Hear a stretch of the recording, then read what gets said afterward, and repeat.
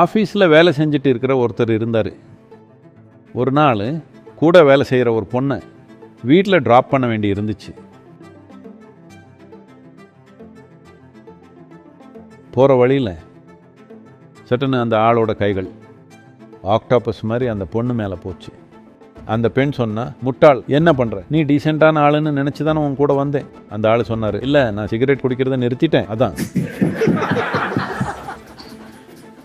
நீங்கள் ஏதோ ஒன்று அடக்கி வச்சிங்கன்னா அதிலிருந்து வேற ஏதோ ஒன்று வெளியில் வரும்.